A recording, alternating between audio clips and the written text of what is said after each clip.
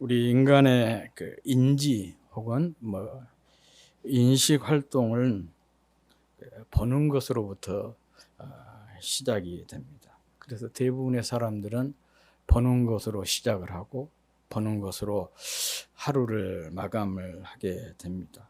사람도 보고 또 사물도 보고 사건도 보고 사안도 보는 것을 통해서 이해를 하고 해석을 하고 평가를 합니다. 그런데 사람들은 자신이 무엇인가를 볼 때 그냥 보는 것으로 생각을 하는 경우가 많습니다. 우리가 무엇인가를 볼 때 그냥 보는 것 같지만 결코 그렇지 않습니다. 나름의 어떤 안경을 끼고 사물을 또 사안을 사건을 사안을 보는 것이에요.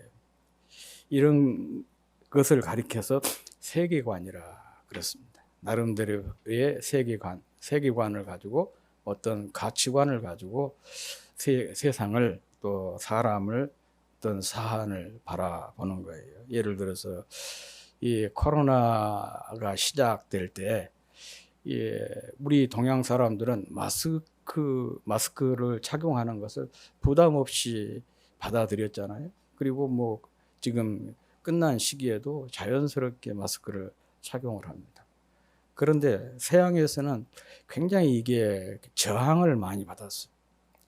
그래서 막 곳곳에서 노 마스크, 마스크 아웃 그렇게 팻말을 들고 시위도 하고 우리에게 숨 쉴 권리를 달라 그렇게 얘기를 했어요.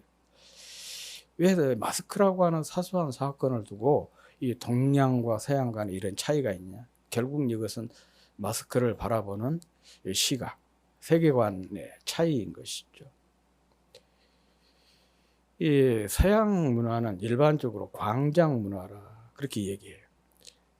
그래서 유럽 같은 데 가면 그 도시들, 특별히 옛날 도시들을 보면 광장을 중심으로 도시가 형성이 되어 있어요. 큰 광장이 도시 중심에 있고 거기에 교회가 있고 시청 건물이 있고 법원이 있고 시장이 있어요. 그래서 사람들이 이 광장에 모여서 교회도 가고 또 그 장도 보고 또 어떤 소송 문제가 걸리면 법원에 가서 또 판결도 받고 어떤 그 생활의 문제들은 또 시청에 가가지고 해결을 하고 광장에 모여서 토론하고 이 얘기하고 그래서 이 사람들은 이렇게 광장 문화, 이 말하는 것을 굉장히 좋아합니다. 반면에 우리 동양 문화는 보는 거예요. 특별히 그 엿보는 것을 좋아해요.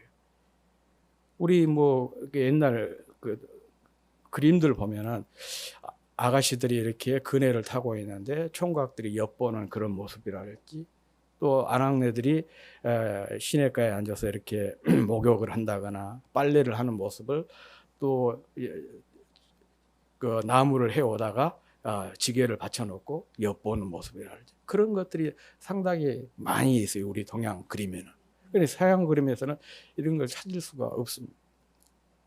요즘에 우리 방송에도 보면 엿보기 프로그램이 굉장히 많이 인기를 누리고 있잖아요. 먹방 프로그램이랄지 또 이런 먹는 그런 거. 또 연애하는 그런 것이 막 이런 사적인 것을 자꾸 엿보면서 이 얘기하고 평가하고 그런 것들. 그게 이 서양 사람들은 도무지 이해가 안 돼요. 아니 밥 먹는 것을 이렇게 TV로 보여주냐. 남이 이렇게 사소한 연애하고 그런 것을 TV로 보여주냐. 그런 것을 보면서 즐기냐. 이해를 못해요. 그리고 서양의 대부분 악당들을 보면 다 마스크를 끼고 나오거든요. 그리고 마스크를 끼고는 음성이 변조되어 나와요. 그런데 동양의 악기들을 보면 다 뭐예요? 눈이 막 굉장히 예리하게 나오잖아요. 이런 것이 하나의 가치관의 차이인 것이죠. 이모티콘도 마찬가지입니다. 우리는 웃는 이모티콘 어떻게 합니까? V자를 이렇게 딱 두 개 하면 웃는 표시고 화난 표시는 거꾸로 하고. 그런데 서양 사람들은 스마일이에요. 점 두 개 찍고 딱 돌리고 이거 웃는 표시고 또 슬픈 표시나 화난 표시는 점 2개 찍고 하는 거예요. 이모티콘을 그렇게 사용해요. 우리는 주로 눈을 표현하는데 그들은 입을 표현한 것이죠. 그러다 보니까 이렇게 막 마스크, 사소한 이 문제로 그렇게 갈등이 있고 루머도 있고, 이것은 그 마스크 회사가 제약 회사가 짜고 이렇게 한 것이다. 막 그런 그 루머가 돌아다니고 그랬어요. 이런 것이 소위 말하면 이 세계관의 차이다, 가치관의 차이다. 이 보는 것의 차이인 것이죠. 그냥 본 것 같지만 절대로 그냥 보는 것이 아니고 나름대로 이 안경을 끼고 본다라는 것을 극명하게 보여주는 하나의 예라고 할 수가 있습니다. 그런데 우리는 이런 안경을 통해서 보지만 우리는 이런 안경을 끼고 보는 것조차 의식하지를 못한 채 그 안경을 통해서 보고 또 그렇게 보이는 세계를 참된 것으로 여기면서 살고 있는 것입니다. 이런 마음의 안경이라고 하는 것은 의식의 레이더망을 피해 은밀하게 마치 스텔스기처럼 우리 마음에 침투를 하게 된 것이죠. 그래서 잘 알지를 못한 것입니다. 그러므로 우리는 어떤 것을 볼 때 그것을 그렇게 보게 만든 마음의 안경이 무엇인지를 늘 생각을 해봐야 되는 거예요. 그리고 그것이 제대로 된 것인지 늘 점검을 해야 됩니다. 그래야 우리가 실수를 줄일 수가 있어요. 내가 지금 어떤 안경을 끼고 이것을 바라보는가. 그런데 내가 끼고 있는 이 안경이 올바른 것인가, 제대로 된 것인가, 그것을 늘 살피는 거예요. 이런 것에 아주 잘하는 사람을 군자라 그런 거예요. 그러니까 이런 사람들은 사람들을 함부로 평가하지 않고 폄하하지 않고 또 자기 어떤 재단하지를 않잖아요. 비난이나 비판을 하지를 않게 되는 것이죠. 늘 그걸 살피니까. 그런데 이것을 살피지 않으면 자기와 조금 다르면 다 무엇을 해요? 평가를 하고 비난을 하고 비판을 하고 비평을 하게 되는 것이죠. 오늘 본문은 이런 점을 우리에게 도전하고 있는 말씀입니다. 결론적으로 말하자면 참 가치를 보는 눈을 가지라. 이런 그것이 바로 오늘 본문이 우리에게 주는 중요한 말씀입니다. 메시지입니다. 사실 오늘 본문 앞부분 29절부터 읽었어야 되는데 제가 오늘 본문만 읽었습니다. 앞부분 내용은 그런 거예요. 예수님께서 구약 시대의 유명한 두 사건을 통해서 당시 사람들이라고 누가복음에 기록을 하고 있지만 마태복음과 마가복음에서는 이 사람들이 누구냐? 유대의 종교 지도자들이에요. 주로 바리새인 서기관들입니다. 그들의 영적인 상태를 책망을 하고 있습니다. 구약의 유명한 두 사건이라는 것은 하나는 요나 사건이에요. 요나가 하나님의 명령에 불복하고 니느웨에 가서 복음을 전해라 그렇게 말씀을 했는데 반대 방향에 다시스로 도망을 쳤어요. 그런데 그 요나를 하나님께서 풍랑을 통해서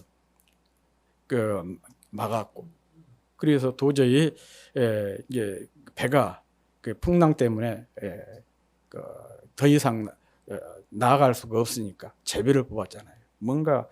누군가 자기 신에게 큰 범죄한 자가 이 배에 있기 때문에 이런 큰 엄청난 사건이 벌어진 것이다. 그렇게 해서 제비를 뽑았더니 요나가 뽑혔고, 이 요나가 자기 자초지종을 이렇게 실토를 했습니다. 그래서 뱃사람들이 요나를 바닷속에 던졌고, 그랬더니 하나님이 물고기를 준비해서 요나를 삼키었어요. 그래서 3일 3야 동안 물고기 뱃속에 있다가 거기에서 깊이 회개를 하고 이제 다시 니느웨에 가서 복음을 전하게 됐는데, 그런데 그 요나가 니느웨 성에 가서 복음을 전했어도 성실하게 복음을 전한 것이 아닙니다. 대충 전했어요. 사흘길이나 되는 큰 성인데 그냥 하루 만에 지나가면서 그것도 40일 후에 니느웨가 망한다 그 말만 했어요. 회개하면 하나님께서 너희들을 구원하신다. 혹시라도 회개할까 싶어가지고 반쪽짜리만 얘기한 거예요. 40일 후면 니느웨가 망한다. 그런데 그 말을 듣고 니느웨 사람들이 왕으로부터 일반 평민에까지 모두가 다 회개를 해서 구원받은 사건. 그 요나서에 나온 얘기죠. 그 사건과 더불어서 또 하나의 얘기가 솔로몬 시대입니다. 솔로몬 그러면 우리가 잘 알죠. 지혜의 왕이라. 이 솔로몬의 지혜가 그 지역 근동 세계에 쫙 퍼져가지고 아프리카 이집트 밑에 있는 그 지금의 에티오피아라고 하는 나라. 구약시대에는 그 나라를 스바라 혹은 시바라 그렇게 불렀는데 이 스바 여왕이 솔로몬의 지혜를 듣기 위해서 왕이 나라를 비워놓고 그 먼 길을 찾아와서 솔로몬의 지혜를 들은 이 사건, 두 가지 사건을 통해서 당시 사람들의 영적인 상태를 책망을 하셨습니다. 다시 말하면 그거예요. 지금 솔로몬보다 더 크신 주님께서 이렇게 진리의 말씀을 선포하는데 당시 사람들이 듣지 않으려고 했다는 것이. 요나보다 더 크신 분이 오셨는데 그래서 이 요나보다 더 크신 분이 복음을 전파하는데도 그 말씀을 외면을 한 것입니다. 그래서 심판의 때에 스바의 여왕과 스바 사람과 니느웨 사람이 일어나서 그들을 정죄할 것이다. 그렇게 주님께서 말씀을 하셨습니다. 이렇게 이방인은 그림자만 보고도 열광을 했는데 당시 사람들은 참빛이 왔고 그 참빛을 보면서도 그것을 알아보지 못하고 외면을 했기 때문인 것입니다. 우리가 역사를 공부한 이유가 무엇입니까? 역사를 통해서 그 역사 속에서 교훈을 찾기 위해서 역사를 배우지 않습니까? 그런데 역사에서 배우지 못하고 똑같은 실수를 반복을 한다면 배울 필요가 없는 거예요. 주님 당시에 이스라엘 유다 백성들이 그랬다는 것입니다. 그렇다면 왜 그들이 이렇게 되었을까? 그것은 다름 아닌 영적 무지와 이 완악함이라고 하는 안경을 끼고 있었기 때문에 그랬습니다. 그래서 이 안경 때문에 참 가치를 보는 눈이 가려졌던 것입니다. 그래서 주님은 등잔빛을 못 보는 솔로몬보다 크시고 요나보다 크신 주님을 알아보지 못한 그들에게 오늘 본문의 말씀을 주고 계십니다. 오늘 본문에서 주님은 아주 중요한 선언을 하십니다. 그 내용이 뭐냐? 눈은 몸의 등불이다라고 하는 그 선언이에요. 우리가 보는 이 눈이 우리 몸의 등불이라는 것입니다. 이 불이라고 하는 건 굉장히 중요한 것이죠. 인류 역사에서 불의 발견이라고 하는 것은요, 소위 말하면 그 역사의 단계를 완전히 하나의 그 패러다임을 바꾸는 그런 사건과 같습니다. 예를 들어서 우리 과학이 그러지 않습니까? 전에는 천동설이라고 그랬어요. 하늘이 움직인다. 그리고 이 지구가 네모로 되어 있다. 그렇게 생각을 했잖아요. 그것을 바꾼 사람이 코페르니쿠스라 그래요. 그가 뭐라고 얘기했습니까? 지구가 하늘이 움직인 것이 아니고 하늘은 가만히 있고 지구가 움직이고 이 지구는 네모로 평평한 것이 아니라 둥근 것이다. 그렇게 얘기를 했어요. 이 과학의 아주 완전히 패러다임을 완전히 바꾸는 그런 사건입니다. 그래서 흔히 철학이나 과학에서 아주 획기적인 사건을 가리켜 뭐라고 얘기하냐? 코페르니쿠스적인 전환이라 그렇게 얘기를 하거든요. 인류에게 있어서 불의 발견도 마찬가지입니다. 그리고 그 불을 이렇게 관리하는 것의 하나의 대표적인 상징이 등불이에요. 이 등불을 통해서 불의 관리를 통해서 불을 이제 효과적으로 사용하게 된 거 아니겠습니까? 그게 바로 등불입니다. 이 등불의 역할은 빛을 비춰서 주변을 밝히고 또 사물의 존재를 드러나게 합니다. 그리고 사람을 활동할 수 있도록 도와주는 것이 바로 등불입니다. 몸의 등불이란 말은 몸의 존재를 분명하게 드러내주고 몸이 올바른 활동을 할 수 있도록 도와주는 것. 그런 의미에서 몸의 등불 이런 표현을 주님께서 하신 것입니다. 이처럼 몸의 등불과 같은 역할을 하는 것이 뭐냐? 우리의 눈이라는 것이에요. 그래서 눈을 가리켜 몸의 등불이라 이렇게 표현하신 것입니다. 눈을 통해서 몸이 분명하게 드러나고 몸이 올바른 역할을 할 수가 있기 때문에 그런 것이죠. 때문에 밝은 눈, 성한 눈, 건강한 눈이 중요한 것입니다. 이 두 가지로 이렇게 오늘 본문에서 주님은 이 얘기를 하고 있어요. 등불을 어디에 두어야 하느냐. 다시 말하면 눈 관리, 눈을 어떻게 관리해야 되냐. 그 문제를 첫 번째 말씀하셨고, 또 한 가지는 눈을 건강한 눈이에요.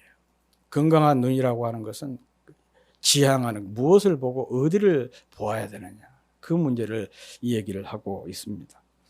먼저 이 등불을 어디에 두어야 하느냐. 소위 말하면 눈 관리에 대해서 말씀을 드리겠습니다.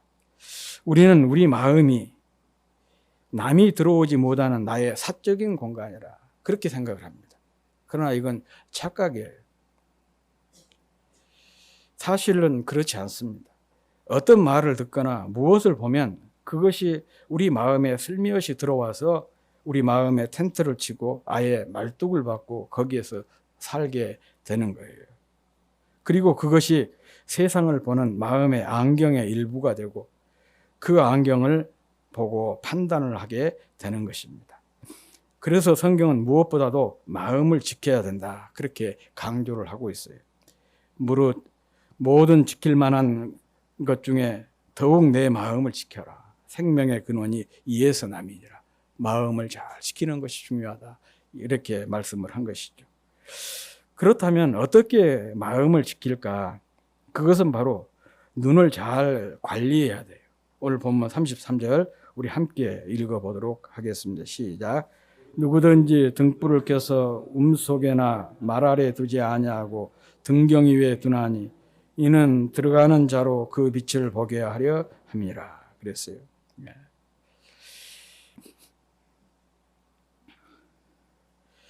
이는 등불을 두는 장소, 공간에 대한 말씀입니다. 이 등불의 역할은 그것을 둔 장소에 따라서 결정이 되지 않습니까? 같은 밝기의 등불이라도 말 아래 둔 것과 등경 위에 둔 것은 차이가 극명하게 달라집니다. 그러니 등불이 어느 자리에 있느냐가 굉장히 중요합니다. 장애물이 없고 사방이 확 트인 곳에 있는 등불은 사방을 두루 환하게 비출 수가 있습니다. 그래서 등불의 역할을 제대로 발휘하게 되는 것이죠. 그러나 이 음속이나 말 아래에 두는 등불은 주변의 빛을 제대로 발휘할 수가 비출 수가 없고 그 역할을 제대로 발휘할 수가 없는 것이죠. 눈도 마찬가지입니다. 말 아래에 둔 등불처럼 무언가에 가려진 눈은 사람도 사물도 사건도 제대로 볼 수가 없습니다. 모든 것을 잘못 보게 만들고 왜곡해서 보게 만드는 나쁜 눈이 되는 것이죠. 이것은 잘못된 이해와 해석을 만들게 만들고 왜곡된 삶의 태도를 갖게 만듭니다. 그러면 우리의 눈을 가려서 제대로 보지 못하게 하는 것이 무엇이냐? 이것을 전문 용어로 프레임이라 그래요. 프레임. 자주 듣죠? 프레임. 프레임이란 말은 액자, 틀, 그런 틀이에요. 뭔가 어떤 틀을 가지고 사물을 보게 만들어요. 둥근 틀을 가지고 만들면 세상이 둥글게 보이고 네모 틀을 가지고 보면 세상이 네모로 보이죠. 또 삼각 틀을 가지고 보면 세모로 보일 수밖에 없는 거예요. 이런 것을 가리켜서 프레임이라, 틀이라. 또 다른 말로는 선입견이라, 편견이라. 앞에서 말씀을 드린 안경, 이렇게 표현한 것이죠. 이것을 가지고 사람이나 사물, 사건, 사안을 보면 그렇게 보이는 거예요. 우리가 가끔 그 분통이 터지는 것들이 것을 터뜨릴 때가 있잖아요. 특별히 정치권을 보면서 그 사람들은 똑같은 사건, 사안, 문제를 가지고 전혀 다르게 이 얘기를 하잖아요. 그래서 막 서로 다투잖아요. 물론 우리가 정치인들을 이렇게 뽑은 것은 그래라고 뽑아놓은 거예요.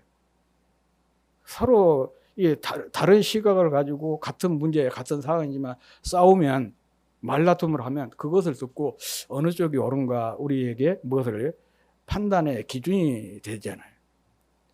이제 그래라고 그들에게 돈을 줘서 많은 특권을 줘가지고 국회에 보낸 것도 사실이지만 하여간 어떨 때 보면 분통이 터질 때가 있잖아요. 똑같은 사안인데 왜 이렇게 서로 다르게 얘기를 하냐, 왜 이렇게 싸우냐, 보는 관점이 다르기 때문에 그것을 다른 어떤 그 틀을 가지고 바라보기 때문에 그런 것입니다. 신앙생활이라고 하는 게 뭐냐, 눈을 바꾸는 것입니다. 정과 욕심에 사로잡힌 자기중심적이고 또 세속적인 프레임을 가지고 바라보는 눈을 바꾸는 것입니다. 대신에 성령의 소욕을 따라 주님 중심, 말씀 중심으로 바라보는 눈을 바꾸는 거예요. 이것을 가리켜서 소위 등불을 켜서 말 아래에 두지 않고 등경 위에 두는 것입니다. 모든 잘못된 선입견이나 편견이 사라지니까 밝히 보게 되고 똑같은 사건이나 사안을 전혀 다르게 보게 되고 이해하게 되고 또 해석하게 되고 그래서 전혀 다른 삶의 태도를 보이게 되는 것이에요. 주님 당시의 사람들이 계속해서 주님 하시는 일에 발목을 걸고 비난을 하고 또 평가절하를 하고 폄훼를 했던 그 이유가 바로 여기에 있어요. 잘못된 어떤 그 프레임을 가지고 주님을 바라보니까 그렇게 하는 일들마다 좋지 않게 보였던 것이고 또 평가절하했던 것입니다. 우리가 기억할 것이 있습니다. 사실 성경은 우리의 문제를 없애주겠다 그렇게 말씀하시지 않습니다. 그것은 주님도 마찬가지입니다. 만약 우리 모든 문제를 다 해결해 주시겠다 약속을 했다면 교회 다니는 신앙생활하는 성도들에게는 어떤 문제도 발생하지 않아야 돼요. 그 말이 맞겠죠? 교회에는 어떤 문제도 일어나서는 안 되는 것이죠. 아니, 주님께서 다 해결해 주시니까. 그런데 우리의 삶이 그렇습니까? 교회가 그렇습니까? 교회도 심각한 문제에 휘말리게 되고 그래서 교회가 막 풍비박산이 되는 경우도 왕왕 있고 또 뭐 교회까지 갈 필요 없어요. 내 개인적인 삶만 보더라도 늘 어려움이 마치 바닷가에서 바람에 바닷물이 철썩거린 것처럼 출렁거린 것처럼 계속해서 문제 속에 휘말려 살아가고 있는 내 자신을 발견하게 되는 것이잖아요. 성경은 한 번도 단 한 곳도 주님은 단 한 번도 우리에게 내가 네 문제를 다 해결해 주겠다. 내 문제를 완전히 없애 주겠다. 그렇게 말씀하신 적이 한 번도 없습니다. 단 한 곳도 없습니다. 대신에 이렇게 말씀을 하고 있는 것이죠. 우리의 눈을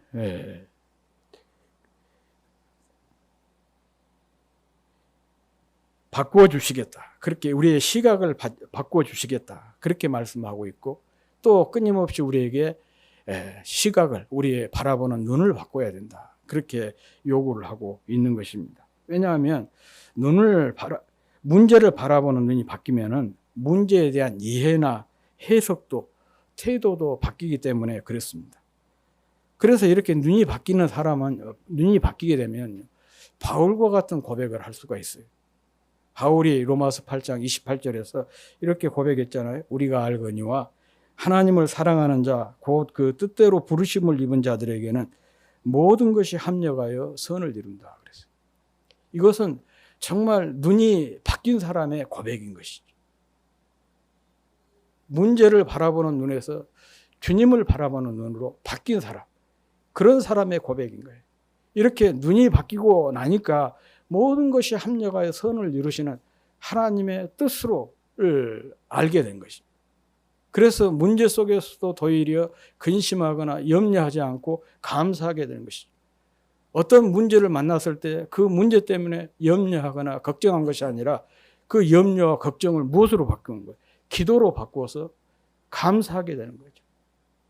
성경은 우리에게 이것을 얘기하고 있어요. 내 눈을 바꿔주겠다. 내 눈을 바꿔라. 눈 바꾸는 훈련. 이것이 바로 신앙생활인 것입니다. 우리가 성경 말씀을 계속해서 읽는 것도 그런 거예요. 말씀을 통해서 내 잘못된 눈이 바뀌어져야 돼요. 또 그렇게 기도하면서 말씀을 읽어야 되고 묵상해야 됩니다. 두 번째는 어디를 보고 무엇을 보아야 하느냐. 눈 건강에 대한 그런 말씀입니다. 올빼미는 주로 밤에 활동하는 야행성 동물로 우리가 알고 있죠. 이렇게 주로 밤에 활동을 하면서 작은 동물이나 벌레를 사냥하는 밤의 제왕이라 그렇게 부릅니다. 사람도 밤에 주로 활동하는 사람을 가리켜서 뭐라 그래요? 올빼미족이라 그래요. 올빼미족. 잘 아는 대로 올빼미는 밝은 낮에는 태산도 보지 못한다고 그래요. 큰 물체도 못 본대요. 그래서 야맹성이라 그러거든요.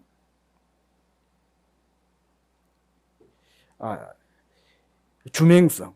낮에는 아무것도 못 해요. 반면에 이 밤에는 아주 작은 물체까지, 심지어는 사람의 머리카락까지도 본대요. 그런 특별한 시각을 가지고 있다고 합니다. 그래서 흔히 밝은 면, 긍정적인 것은 보지 못하고 어두운 면, 부정적인 것만 보는 사람을 가리켜서 올빼미 시각을 가진 사람이다. 이렇게 얘기해요. 참 그 가정 안에도 이런 올빼미 시각을 가진 사람이 있으면 참 괴롭습니다. 가족들이.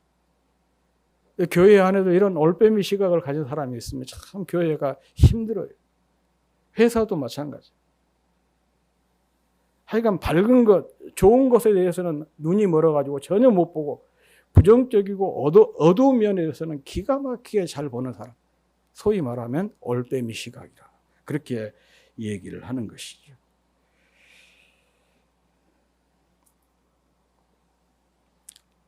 예수님 당시 예수님께서 하신 일마다 시비를 걸고 평가절하했던 많은 사람이 바로 이 올빼미 시각을 가졌던 사람들입니다. 때문에 주님께서 하신 일을 부정적이고 비판적이고 악의적으로 보았던 것이죠. 눈이 고장나서 주님이 행하신 선하고 아름답고 감동적인 일들을 보지 못했던 것입니다. 그래서 주님은 눈이 성해야 한다. 그렇게 말씀하셨습니다. 34절에 보면 내 몸의 등불은 눈이라. 내 눈이 성하면 온 몸이 밝을 것이요 만일 나쁘면 내 몸도 어두우리라.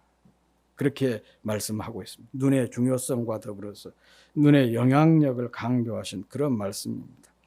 눈이 성한 눈이라고 하는 것은 건강한 눈이죠. 밝게 보고 멀리 보고 바로 보고 집중적으로 제대로 보는 눈을 가리켜서 성한 눈이라 그렇게 얘기를 합니다. 우리 눈이 하루에 몇 번 정도 깜박인 거 이제 아십니까? 몇 번이나 깜박일 것 같아요? 예? 20번? 몇 번 정도 깜박일 것 같습니다. 참 그 과학자들이 그런 점에서 보면 굉장히 존경스럽습니다. 이런 것까지 다 연구를 한 거예요. 25,000번 정도 깜박인답니다. 25,000번 정도. 깜박이면서 눈물샘에서 나온 액으로 이 안부를 계속해서 씻어내는 거예요. 그래서 작은 먼지 하나도 눈에 남지 않도록 깨끗하게 씻어줍니다. 그렇게 해서 이 눈의 건강을 유지를 하고 있는 것이죠. 그러니까 눈물이 나지 않는다. 이건 큰 일이에요. 그렇기 때문에 밝게 사물도 보고 또 살아가는 사람의 얼굴도 보고 이렇게 하나님의 말씀인 성경도 보는 것입니다. 그런데 눈의 경우에 안구를 깨끗이 씻어내는 것보다 더 중요한 것이 있습니다. 그게 뭐냐? 눈의 초점입니다. 초점이 하나, 싱글 포커스가 돼야 된다는 거예요. 눈은 시력은 좋은데 잘 못 보는 사람이 있어요. 이것은 뭐냐? 초점이 다초점이에요. 더블 포커스, 트리플 포커스. 이게 그 초점이 2개, 3개가 돼버려요. 그러니까는 흩어져 버리니까 못 보는 것이죠. 그래서 눈이 깨끗한 것도 중요하지만은 이 싱글 포커스가 돼요. 하나의 초점이 맞춰지는 것이 더 중요한 것입니다. 그래야 사물을 밝히 보고 제대로 볼 수가 있습니다. 주님은 바로 이것을 성한 눈이라 그랬어요. 싱글 포커스. 하나의 초점에 맞춰진 그런 눈. 이것을 성한 눈이라. 결국 이 말은 눈의 방향의 문제인 것이죠. 어디를 보고 무엇을 보느냐가 중요한 것이죠. 어디에 무엇에 초점을 두고 있느냐. 그게 중요해요. 여러분 파리 자주 보시죠? 파리 한 번도 안 보신 분 없죠? 파리를 보면 파리가 쉴 새 없이 앞발로 얼굴을 막 이렇게 문지르고 있거든요. 사람들은 그걸 파리가 세수한다 그렇게 생각하지만 세수한 것이 아니라 눈을 닦는 거예요. 파리는 아주 특이한 곤충입니다. 얼굴의 3분의 2가 눈으로 되어 있어요. 그래서 파리의 이 시감각이 굉장히 발달되어 있다고 그래요. 우리가 쉽게 파리를 못 잡은 것도 그겁니다. 이 시신경이 굉장히 발달되어 있어가지고 잡기가 힘들다 그러는데 이렇게 파리가 계속해서 앞발로 그 얼굴을 세수하는 그런 머리를 이렇게 닦아내는 것은 눈을 씻어내는 거예요. 그런데 파리가 이렇게 눈을 맑게 씻어내는데 주로 파리는 어디를 쫓아다닙니까? 더러운 데만 시궁창이라 할지 냄새나는 것이라 할지 썩은 것이라 그런 데만 쫓아다녀요. 그러니까 밝은 눈은 가졌지만은 그 초점이 어디에 돼 있는 거예요? 나쁜 것, 좋지 않은 것에 초점이 맞춰져 있기 때문에 늘 거기만 쫓아다니는 것이죠. 반면에 벌은 어디에 초점이 맞춰져 있어요? 향기에 초점이 맞춰져 있기 때문에 늘 꽃을 쫓아다니는데 이 파리는 그래요. 그런 점에서 이 눈이 성하다는 것은 결국은 눈이 깨끗하다. 그것보다 어디에 초점을 두고 사느냐, 무엇을 보고 사느냐, 무엇에 집중하고 살아가느냐, 그게 중요한 것입니다. 신앙생활을 앞서 제가 눈 바꾸는 것이라고 했는데요. 부단히 우리는 문제를 바라보는 시선을 완전히 주님께로 돌려서 주님께 나의 시선을 맞추는 것이 참 중요한 것이죠. 주님의 말씀에, 주님 나라에 또 썩지 않은 영원한 것에 나의 시선을 맞추는 것입니다. 어느 찬양 가사처럼 모든 시선을 주님께 드리고 살아계신 하나님을 느낄 때 내 삶은 주의 나라와 역사가 되고 하나님이 일하시기 시작하네요. 그래서 참 중요한 표현이죠. 내 삶이 주님의 나라가 되고 역사가 되는 비결, 주님께서 내 안에서 일하시기 시작하는 때가 언제냐? 우리의 시선이 바뀔 때, 우리 시선이 주님을 향할 때, 주님 나라를 향할 때, 그때 비로소 내 삶은 주님의 나라와 역사가 되고 하나님이 내 안에서 일하시기 시작하게 되는 것입니다. 이렇게 주님과 주님의 말씀과 주님의 나라에 초점을 두고 사는 것이 바로 성한 눈인 것입니다. 이런 사람은 올빼미처럼 어두운 면을 보지 않고 밝은 면, 좋은 면만 보게 되는 것이죠. 이런 사람은 파리처럼 썩고 더러운 시궁창을 또 무너질 것을 바라보지 않고 썩고 무너질 이 땅의 것보다 썩지 않고 무너지지 않는 영원한 것을 늘 바라보고 그것을 추구하면서 살아가게 되는 것입니다. 이런 삶을 추구해라. 이런 삶을 지향해라. 이게 바로 오늘 본문을 통해서 주님께서 우리에게 주신 말씀입니다. 바라보는 것만으로도 감정에 영향을 미친다는 실험 결과가 있습니다. 스웨덴 웁살라 대학이 실시한 것인데요. 실험 참가자에게 0.03초 동안 행복한 표정이 담긴 사진을 보여주었습니다. 그런데 놀라운 것은 그들이 그 사진의 표정과 같은 표정을 짓고 똑같은 감정을 느꼈다는 거예요. 아니, 오랜 시간도 아니고 0.03초에, 그러니까 살짝 보여준 것이죠. 그 웃는 사진, 행복해하는 그런 사진을 잠깐 보여줬는데 그것 보는 사람들이 동일한 표정을 짓고 동일한 감정을 갖더라는 것이에요. 이 말은 행복한 사람 곁에 있으면서 행복한 사람을 보기만 해도 행복한 사람을 닮게 된다는 것입니다. 참 중요하죠. 그래서 신앙 공동체가 중요한 것도 그런 것입니다. 신앙 공동체와 떨어져 있는 함께 하면은 자연스럽게 좋은 모습을 볼 거 아니에요. 기도하는 모습, 찬양하는 모습. 그것도 특별히 그냥 은혜에 취해가지고 감격스럽게 찬양하는 모습을 보면 그것을 보는 순간 나도 그런 표정을 짓게 되고 그런 감정을 느끼게 된다는 거예요. 그러니 누구와 함께 있고 또 무엇을 보느냐, 이게 참 중요한 것입니다. 이것을 가리켜서 바라봄의 법칙이라고 합니다. 우리의 눈을 어디에 두고 어디를 봐야 할지 분명한, 극명하게 보여주는 그런 내용입니다. 그래서 우리가 늘 내 자신도 보는데 선한 거, 아름다운 거, 좋은 거, 경건한 거, 이런 것들을 보는데 집중해야 될 뿐만 아니라 우리가 우리 자녀들을 교육할 때도 이런 부분이 참 중요합니다. 아무 것이나 보도록 그렇게 그냥 무방비 상태로 노출시키는 것은 바람직하지 않아요. 어렸을 때부터 경건한 것들을 보게 하고 거룩한 것들을 보게, 아름다운 것들을 늘 보게 만들어줘요.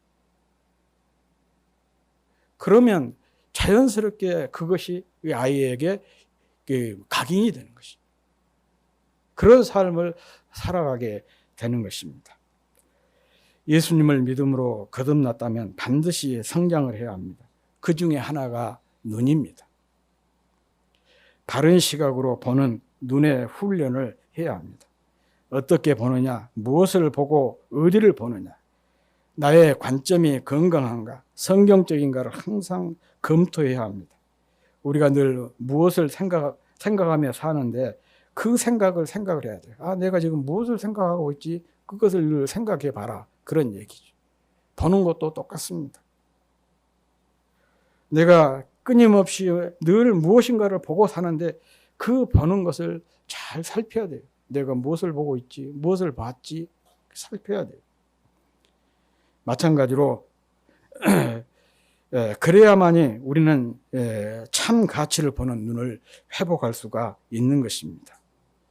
눈은 몸의 등불입니다. 눈이 성해야 온몸이 밝습니다. 이 말씀 깊이 마음에 새기고 정말 우리가 성한 눈으로 올바르게 세상을 보고 사람을 보고 사안을 보고 사건을 볼 수 있는 저와 여러분이 될 수 있기를 주의 이름으로 축복합니다.